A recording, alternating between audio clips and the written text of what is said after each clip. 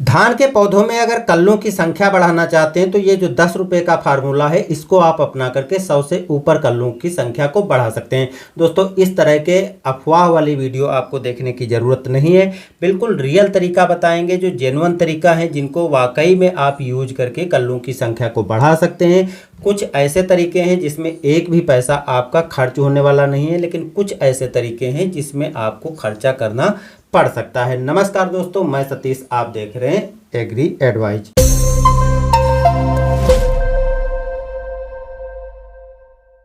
किसान भाइयों, एक सिंपल सा फार्मूला है। अगर आप खेत की तैयारी करते टाइम पर कंपोस्ट खाद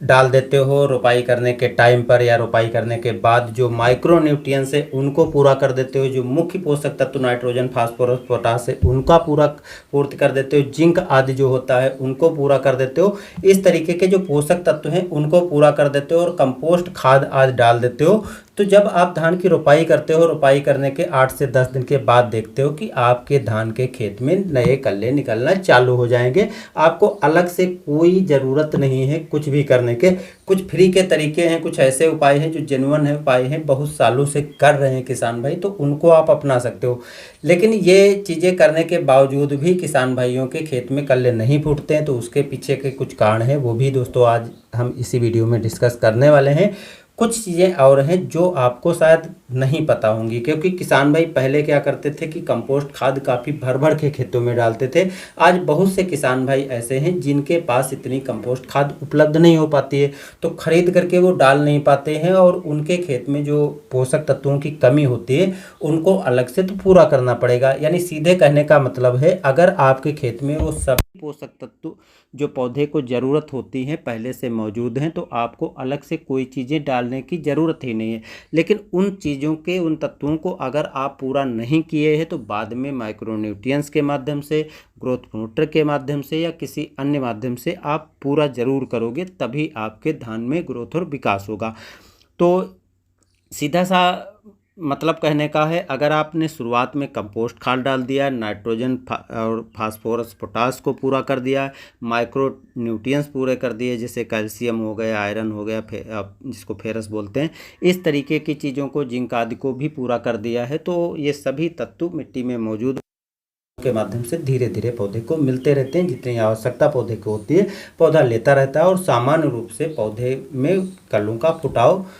होना चालू हो जाता है। वैरायटी के हिसाब से कुछ में 10-15 पौधे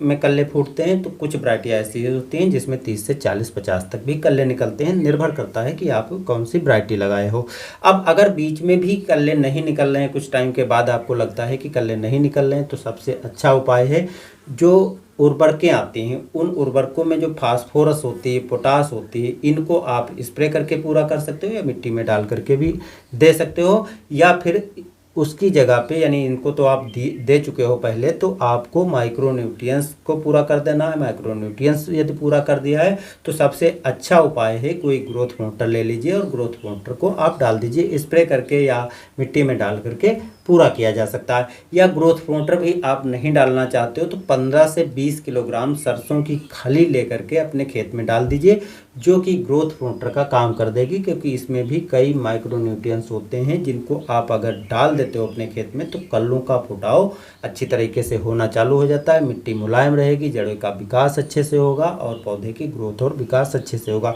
अब कल्ले का फुटाव इन चीज़ों को डालने के बाद भी नहीं होता है, तो उसके पीछे के कई कारण हो सकते हैं। एक तो ऐसा तो नहीं है कि मिट्टी में कुछ कीट, जैसे छोटे छोटे कीट आप देखते हो जहाँ पर ज़्यादा पानी भरा रहता है, उसके जड़ के आसपास होते हैं जो जड़ को बढ़ने नहीं देते हैं, उसकी प्रोसेस होने से रोकते हैं, जिससे पौधे कमज़ोर हो जाते हैं, कल्लों का फुटाव, जड़ों का विकास रुक जाता है। तो उनकी रोकथाम के लिए आपको दवाओं को, कीटनाशक को डालना पड़ेगा, और कीटनाशक आदि डाल दिए हो तो इस तरीके की समस्या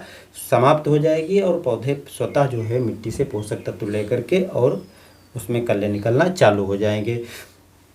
अगर इन सब उपायों को करने के बावजूद भी समस्या आती है तो आप देखते हैं कि खेत में जा कर के अगर देखते हैं कि मिट्टी टाइट हो गई है तो इसके पीछे कारण होता है जो ऑक्सीजन होती है वो जड़ तक नहीं पहुंच पाती, जिससे जड़ विकसित नहीं हो पाती है। जब जड़ नहीं विकसित होगी तो पौधे तक पोषक तत्व तो आसानी से नहीं पहुँच पाएंगे, जिससे कलियों का फुटाव भी बाधित होगा, विकास भी बाधित होगा। तो इसके लिए अच्छा उपाय है कि 4 से 5 इंच तक खेत में पानी भर दीजिए और खेत में पानी भर करके उसमें पाटा चला दीजिए। अब आप अगर सीधी बुआई किया है तो उसमें जो है आप बैलों के माध्यम से भी पाटा चला सकते हैं, लेकिन अगर आपने नर्सरी की रोपाई किया है तो उसमें सामान्य रूप से 8 से 10 किलोग्राम की एक